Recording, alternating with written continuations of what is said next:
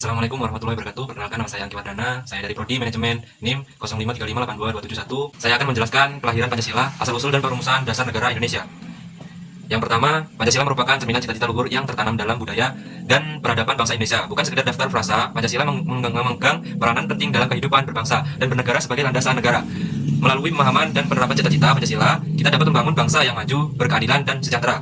Dan yang kedua, para pendiri bangsa terutama termotivasi untuk mempertimbangkan pembentukan negara berdasarkan kondisi yang keras dan tidak adil yang berlaku di Indonesia selama era kolonial. Setelah pertimbangan yang cermat, Pancasila dipandang sebagai pilihan terbaik untuk menciptakan negara yang otonom tersebut, bersatu, berdaulat, adil, dan sukses bagi Indonesia. Bidang PPUPKI pertama, tujuan utama lembaga yang didirikan oleh pemerintah Jepang pada tanggal 29 April 1945 ini adalah untuk mempersiapkan dan melakukan penyelidikan yang berkaitan dengan kemerdekaan Indonesia. Meskipun didirikan oleh para penjajah, BPUPKI berfungsi sebagai wadah bagi para pemimpin nasional untuk mengembangkan sistem politik yang akan menjadi landasan Indonesia yang merdeka.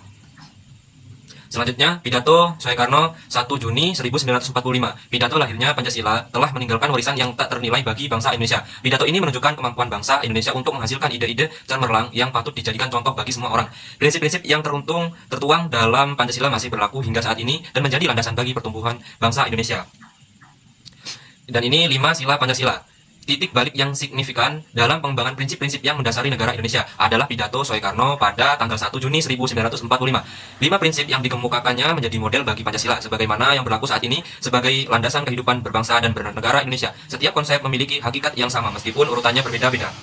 Yang pertama, kebangsaan Indonesia, dan yang kedua, internasionalisme atau perikemanusiaan, dan yang ketiga, mufakat atau demokrasi, dan keempat, kesejahteraan sosial, dan yang kelima, ketuhanan yang Maha Esa.